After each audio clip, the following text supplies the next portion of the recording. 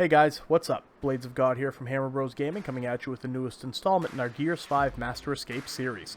Today we're going to be showing you how to get through the line. With me as always I have Mr. Beardsley and Pyrocyterwatts, and for classes we're going to be running the following. I'm going to be running the Marksman class, set up for long shot damage, explosive headshot, the ambush card, critical damage increase, and the critical parade. We have Beardsley's going to be running the Anchor class, set up for maximum bolt-talk damage with bleed, and shield improvements, and then Pyrocyterwatts is running Tactician with explosive bleed and focusing on the resupply cards to get us plenty of ammo.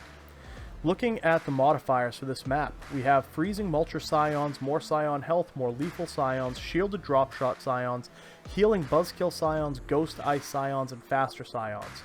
So they have more health, they're faster, and they're more damaging. All Mulcher scions will freeze you very quickly. Buzzkill scions release a healing aura that heals themselves and surrounding allies. Dropshot scions have a shield in front of them that negates all damage. And the ice scions with the ice cannons are going to turn invisible. So let's get into the map itself, and we're going to show you the tactic that we use. We're going to be focusing mainly on myself, the marksman, doing a lot of the heavy lifting in this map. If you have your cards maxed out, you can take out these scions in 2 shots with a long shot. So what we're going to do is we're going to focus on getting me a long shot first. So you see we come out of the spawn room here and we go to the right. We've got an ice scion right here, and we go to work trying to get headshots on him, being very conservative with our ammo because we have a lot of ice scions right at the beginning that we have to get through to get to the safe room that has the long shot. So you see Beardsley there trying to pull off those headshots to get the bleed damage going. And I'm just chipping in where I can because I am set up with critical damage increase. So there we go, there's one ice scion out of the way. Follow the map around to the right or the east side here if you look at the mini-map. You're going to want to take these ice scions out if possible. We end up having to deal with 4 of them before we can get to a safe room or get to the ammo room that has the long shot. But you will run out of ammo eventually because, again, you haven't been able to get to any safe rooms. So what we found is a good tactic. If you can't take these guys down, sort of use the non-marksman classes as bait to draw the scions away. You could see I circled around that scion. He was distracted, so I was able to shoot him right in the back of the head without getting frozen. The nice thing is about this map that Iron Man isn't on, so if one of your allies dies, you'll be able to grab them from a respawn pod and just keep going. You won't be down a person. So these 2 ice scions are guarding the ammo room that's holding the long shot that we need to really get going into this map. And what the tactic that we used was basically try to use, like I said, our non-marksman class to draw the ice scions away from that door. And you can see they're sort of moving up. Beardsley just dropped another scion, so we're just down to that one ice scion on the right. And have your marksman run up here. You can see he's shooting at a different, or one of the allies. He's not shooting at me, so I'm going to run into this ammo room, close the door behind me, and now we're in business. Grab a long shot. We're going to load up on all the ammo in this room, and you can grab the retro lancer if you want and load that up on ammo as well. But it turned out that none of my teammates really wanted it, so instead of wasting time picking up additional things, I just left the retro lancers behind and focused on loading up my long shot with as much ammo as I could get. So in total I ended up with 13 shots for the long shot, which is really good. You're going to see here I've got Beardsley, I think it's Beardsley, who's running away from the ice scion right outside the door here. So I'm waiting until I can open this door safely without him instantly freezing me. Unfortunately, Beardsley does get killed, and you can see that ice scion is just, he turned invisible, he's turned to face me, but thankfully he didn't advance. So took him out, so now we're going to have to rescue Beardsley. And then the next thing you want to do is get your tactician some explosive weapons. So what we're going to do is I'm going to come up here on this little platform to the right, and straight ahead we had a Mulcher scion who could be a real pain, and another ice scion. So you can see right there, boom, ice scion headshot. It took out, I'd say, 4/5 of his health. So a second shot was enough to drop him, and then there we go with our Mulcher scion. I missed that shot, which wasn't great. Ideally you would want to hit that, but hit your active reloads and then use those headshots to take down the Mulcher scion and prevent him from sneaking up on Pyro, because Pyro went into the other ammo room. You can see his silhouette on the screen right now and sort of see where he's at on the mini-map. that room is going to have some explosives that you want your tactician to get because of the shredder card.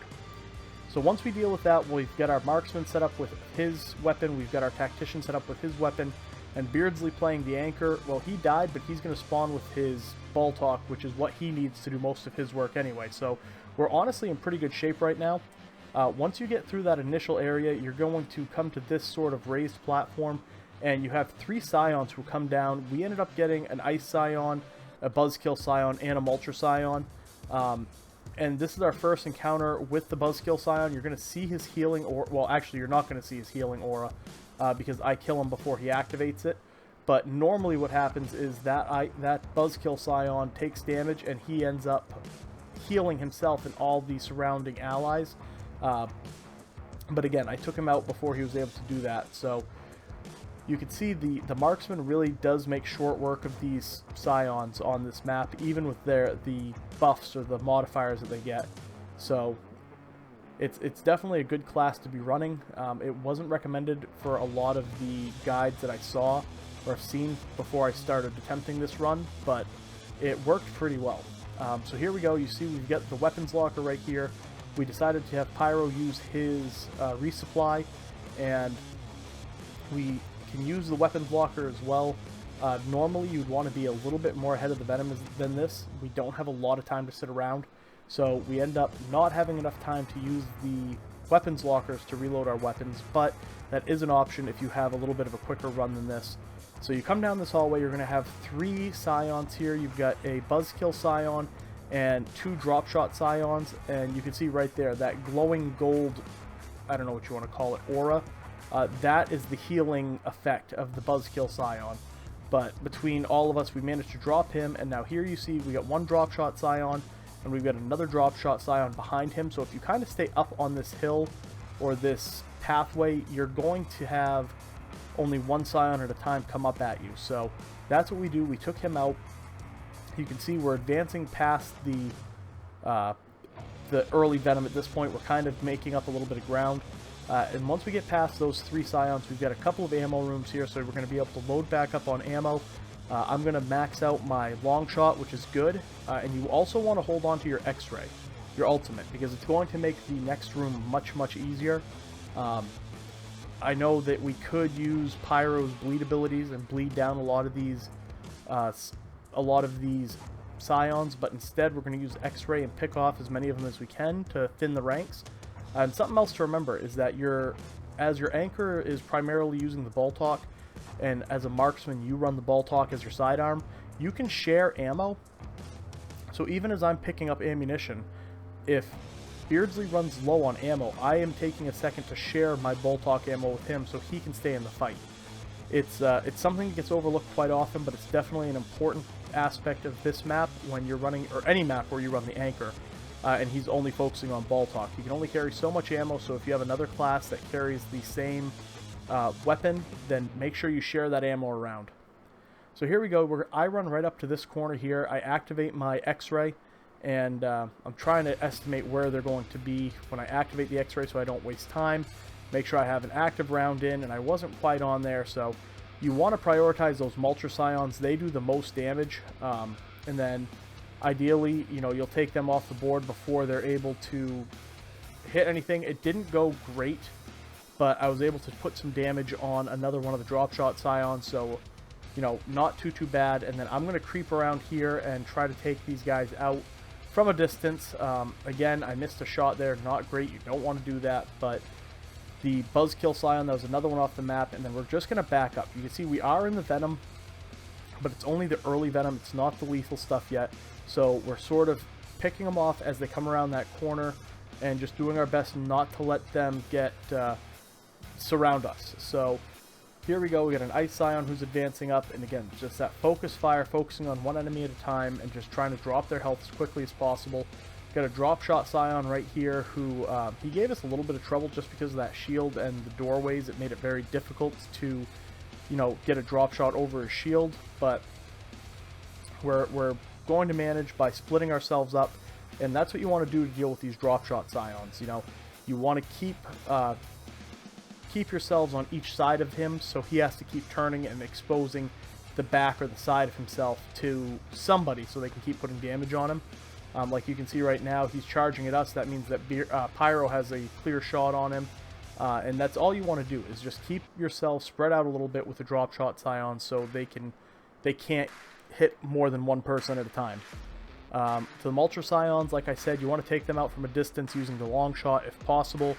Ice scions aren't too bad. They do have a surprising amount of range with their cryo cannon, so don't get too close. And then again, the buzzkills aren't that bad to deal with. It's just take them out at range and don't let them start bouncing those buzzkill blades around. So as you can see, we got through this big open room here. This is probably the most challenging room in the entire map. It's very difficult, but we're almost at the end. So we had Pyro use his resupply ability to give everyone as much ammo as possible. And there's the helipad. We're already at the end. There's a couple of scions out there who are waiting for you. So I'm using my long shot to try to take them out. I dropped one of the drop shot scions. I screw up this shot because I didn't time him coming up over that barrier properly. So that was a wasted shot on him, but Beardsley and Pyro come up into here and use some explosive damage and some bleeding ball talk to whittle down his health. The thing that you want to keep in mind is that over where Beardsley is, they're going to have more scions spawn in there. So don't go into that little alcove or you're going to spawn more scions. And don't go towards the helipad until you're absolutely ready to fight the last wave, because they're going to start spawning as you approach the helipad. You can see we're having a little bit of trouble again with that scion. We're trying to make him turn to expose his side to us. I picked up a drop shot just so Pyro would have additional ammo that I could drop for him. What we're having Pyro do is actually plant frag grenades in that little alcoved room that's behind us right there. You can see that's where our scion spawned in. And we wanted to have him plant frags there to start bleeding them down as soon as they spawned in. We came back here, we pulled the door.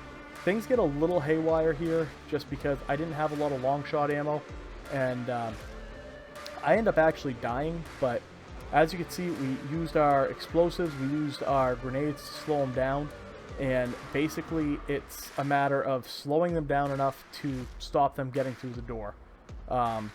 Beardsley got hit there with a drop shot. Pyro was getting ready to start using his explosives to hold them back, but that's about it. You want to make sure you have grenades, you want to make sure that you have explosives, so that way it'll slow down the scions from advancing, and that's about it, guys. That brings us to the end of the map. So I hope you found this helpful. Stick around, we'll have more videos coming up. But until next time, take care of yourselves. Bye-bye.